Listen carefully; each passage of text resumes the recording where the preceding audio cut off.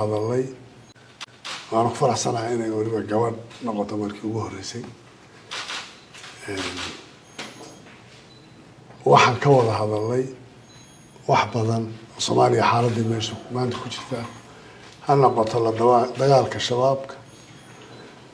ha noqoto siyaasadda iyo marxaladda waddanka uu ku jiro iyo sidii guud ahaan hore loogu socon lahaa ha noqoto arrinta humanitarianka iyo hay-adahan internationalka waxa ay Soomaaliya ka qabanayaan guud ahaan qodobadaas oo dhan baa ka mid ahaa waxyaalaha aan ka wada hadlaynay safiiradda infaactii iyadoo aqoon u leh Soomaaliya kana soo shaqeynaysay 92 xilligii xaaladda adag Soomaaliya ay ku jirtay aad baan ugu faraxsanahay soo dhaweynteedana aad baan ugu qanacsanahay waxa kaloo ka mid ahaa safiiradda nagala hadashay arrimaha Jubaland oo noo sheegnay xaaladda maanta uu gobolka ku jiro iyo caqabadihii muddadii la soo dhaafay dhibaatooyinkii gobolkan gaarka u ahaa ay jiray waxaan ka wada hadalay arrinta gobolka Gedo oo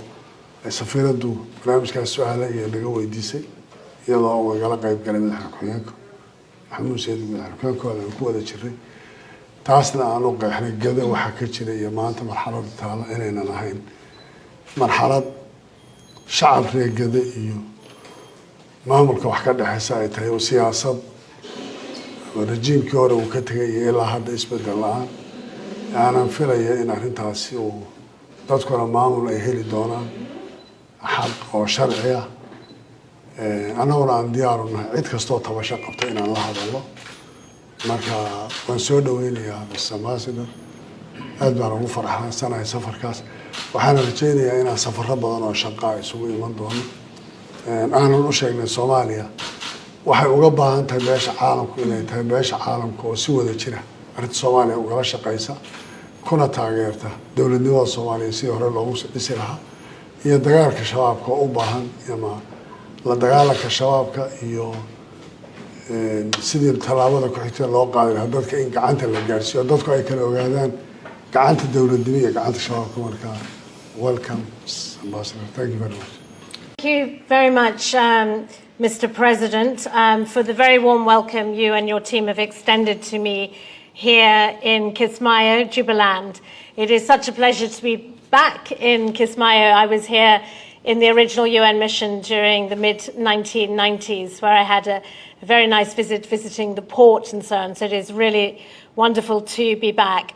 I'm coming to the end of my first 2 weeks in my role as UN Special Representative of the Secretary General for Somalia. And this is my final of my federal member states visits as part of this tour. I will be traveling to New York shortly to do my first Security Council statement on the 22nd of June. So it is incredibly helpful to hear directly from the presidents of the federal member states to understand their priorities and what they want from the UN. So I was very clear the UN is here to support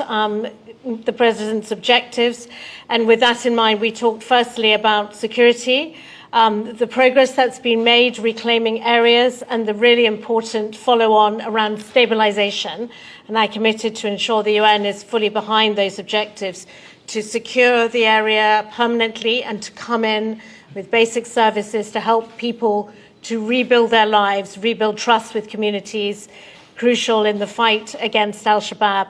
We talked about the next phase, Operation Black Lion, which will be done with some of the frontline member states, and the importance of that planning jointly with the federal government, with the relevant frontline state, and of course the local security forces, as well as the civilian component, as I mentioned.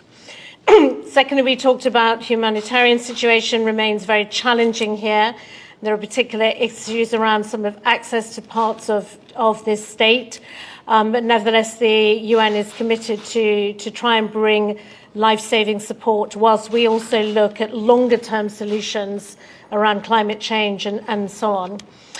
And then finally, we talked about politics both here locally and at the federal level. And I heard from the President his strategy for engaging ghetto state, sort of the ghetto region, to try and ensure they remain part of the state, and they're all working together in support of the people of Jubaland.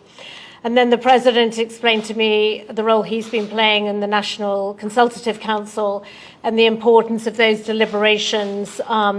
reaching out to the people in an inclusive consultative process, including hopefully Puntland, so that the country can complete its very important journey on state building, peace building,